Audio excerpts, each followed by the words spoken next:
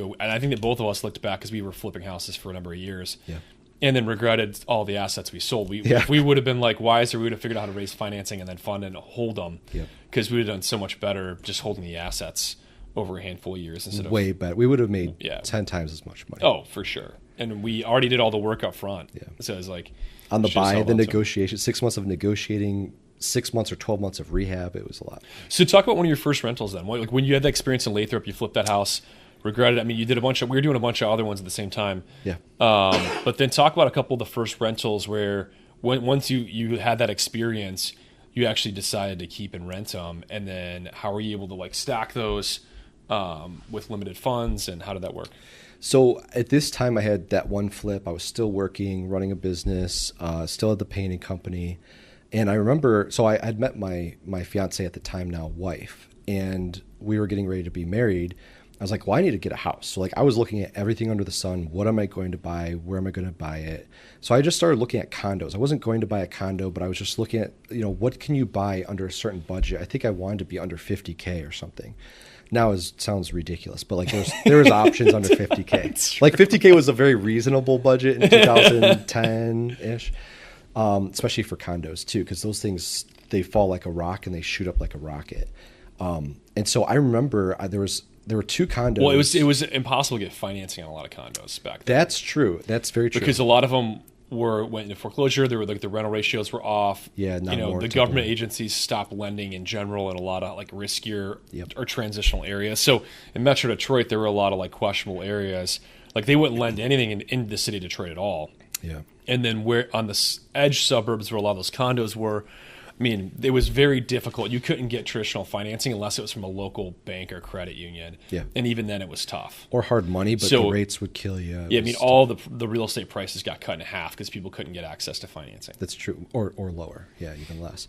So I did buy a condo. It was in Southfield, and it was in a high-rise building. It was actually a luxury high-rise. It was really nice, 32 stories. And I just found this one condo. I'm like, wow, this looks kind of swanky. Didn't it have 24-hour concierge too? It did, 24 hours concierge. Yeah. Elevators with like stone, like tile around the elevators. It had a beautiful pool fenced in. It had a parking garage with an underground tunnel that was heated and air conditioned. I mean, this is like a very nice like luxury suite. And these condos were going for next to nothing. I think there was one on market for like 52K or 55. I ended up getting them down to, I think, 42, somewhere in that range, or somewhere around that. And back then, it was so sad because you'd go to the closing table and people were literally in tears at closing. I don't know if you remember any of those situations, but they were brought to tears because they were seeing what they were selling it for. They didn't want to sell it, but everybody was forced to sell, or they just felt like they were stuck with it. And it felt like there was no end in sight. Like you wouldn't sell your property if you knew the market was going to rebound in 4 years, but nobody knew that for sure. We all thought it was going to zero. Even as investors, we thought, well, this could go to zero. Let's just do what we can. This guy wanted to take out all the faucets, all the light fixtures. Everything was upgraded. It was really nice. That's why I made an offer on the condo. And I was like, you're not touching anything or I'm not closing on the property. So I got it, paid cash. You got to pay cash back then. And that was the first property I bought as a primary. Lived there for maybe 6 months and we moved to Lansing. Instead of selling it, I decided I'm going to rent this one out. I think that was my first rental property. I take that back. There was one other condo I bought for $14,000. It was in Clinton Township. And I bought it sight unseen because of the price. And I ran the comps. I'm like, it's going to need 10 or 15 grand because it was a tiny little 1 bedroom, 1 bath or something. And I'm like, man, this place is going to be a full rehab, but whatever. I'll put in the offer, see if they take it. They did.